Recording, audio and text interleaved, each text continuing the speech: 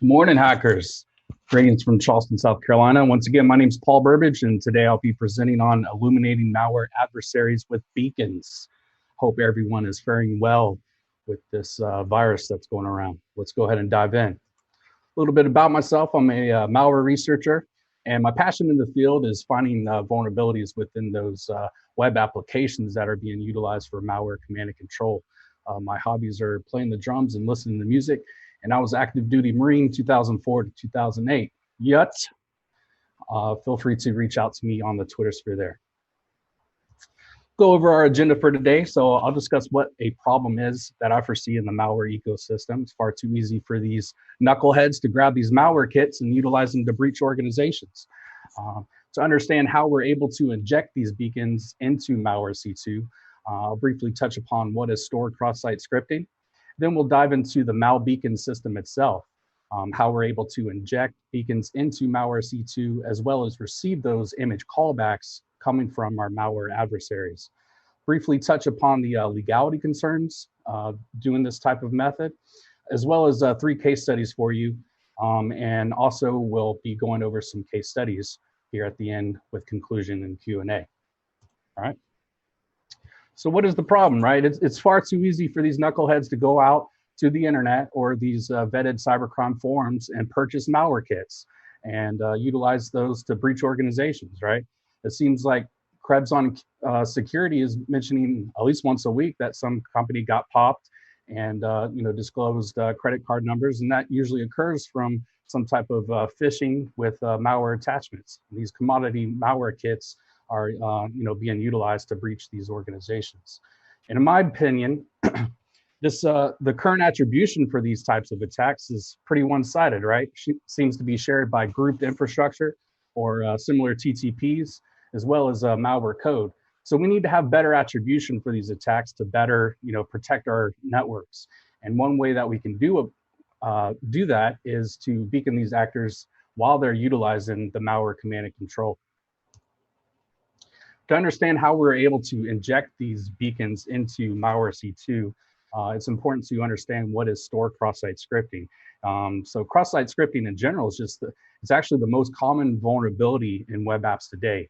The stored cross-site scripting, this occurs whenever that payload is persistent. So usually storing within the malware web applications database, and then later echoed to the particular malicious adversary that's utilizing that C2. And although within stored cross-site scripting, it's possible to inject JavaScript, with this particular method, we're solely doing benign image callbacks. And I'll show you why that is when we discuss the legality concerns here in a few. Briefly wanted to touch upon, what is a malware C2? Whenever a malware C2 utilizes a web application, this is commonly referred to as a panel. And panels have usually 2 distinct interfaces. One, you can think of this as an API where all the infected computers communicate through to the C2. This is commonly referred to as the gate. And then the malicious adversary on the other interface is able to log into the C2 and view all of the infected nodes that are under his control, exfiltrate the data that was taken from those infected machines, as well as issue commands. Here's an example of a Amadei loader screen. So as we can see, these particular fields within the admin interface for Amadei might be susceptible to stored cross-site scripting. So whenever our malicious adversary is logging in to check all of these infected machines, one of these fields might contain that beacon image callback. We're then able to get an image request from that adversary's machine, and we record that for later analysis. So diving into the system itself with malbeacon, what we're doing again is utilizing stored cross-site scripting to beacon malware adversaries while they're inside their C2. How do we insert that beacon? Again, through stored cross-site scripting, we have 2 methods. We can do a manual insertion, which where we actually write like an emulator bot to check in with that particular C2, or we've also modified Cuckoo Sandbox, and I'll briefly go over what each of these 2 things look like. And then finally, as that image request is coming back, we just have a simple beacon receiver to log that information. So diving into the manual injection method. So this requires the researcher to have a copy of that malware C2 source code, right? We take a look at that source code and find these stored cross-site scripting vulnerabilities. And then from there, reverse engineer the protocol utilized to check in with that malware C2 in the wild. From there, writing like an emulator bot to place these stored cross-site scripting payloads. So the pros of this particular method, it's very sniper-like precision, right? Which leads to a high beacon callback rate. But the cons of this is that it's time consuming, right? So if the particular malware family is under active development, that author might change the C2 protocol check-in. And then from there, you of course have to go back and reverse engineer and rewrite your emulator. One way to combat that is to utilize an automated method, right? So what we do, I'm sure most people on this call are familiar with Cuckoo Sandbox. So this is an open source project that exists out on GitHub.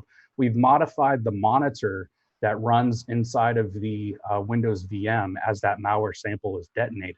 And in the event that the particular malware sample requests some type of machine artifact, like give me the username of the machine I just infected, the modified Cuckoo monitor taints the return of that Windows API call with our beacon payload.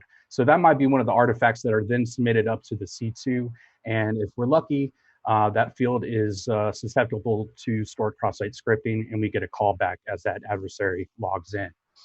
So the pros of this particular method is that it's highly scalable, right? We can scale out these distributable systems of Cuckoo, and it's not affected by the malware changes.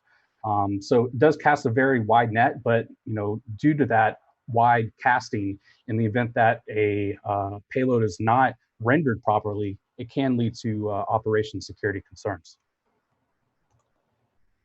And then we have the receiver. So we've submitted our beacon payload as if we were like an infected machine checking in with that C2.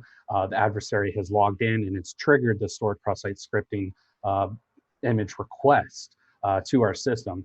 And it's essentially just another web server, right? And we take that image request and reroute it to a PHP file where we're able to pull out all of this information about that particular image request. When I first started looking into the system over 3 years ago, it really surprised me how much information advertisement companies are getting on each and every one of us.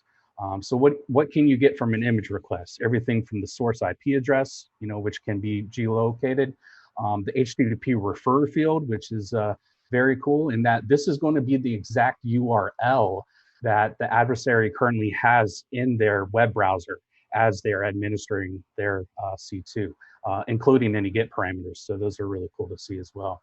So with some of the manual injection methods, we're also able to insert a unique ID for that image. And what this allows us to do is to enumerate those malware families that are utilizing some type of proxy infrastructure, right? So the beacon callbacks that we would be receiving within this refer field would allow us to see that backend infrastructure that the adversary is utilizing. So some adversaries also like to use these free HTTP or HTTPS proxies these lists, they exist on the internet. And what some people don't know about them is that they actually leak the true IP address of whomever is utilizing them. So within those HTTP request headers, if we see that proxy IP address, we of course record that IP as well. And then of course the user agent with any type of HTTP request, you get a user agent string. Of course, these HTTP headers can be forged, but in the event that the user agent string is true, this tells us a great deal of information about our adversary. And then the information just records all of this and then replies back with 1x1 pixel, as well as setting a persistent cookie. So let's talk about the cookies. This is probably one of the coolest things that we can do as far as grouping different malware C2s and adversaries and grouping them into one threat actor group. When we take a look at whether or not a malware actor is utilizing different domains or they're changing domains frequently, as long as that browser cookie has been persistent amongst those requests, we're now able to group that back to the same threat actor group. So the largest collection right now clustered that we have strong ties to what Unit 42 refers to as Silver Terrier.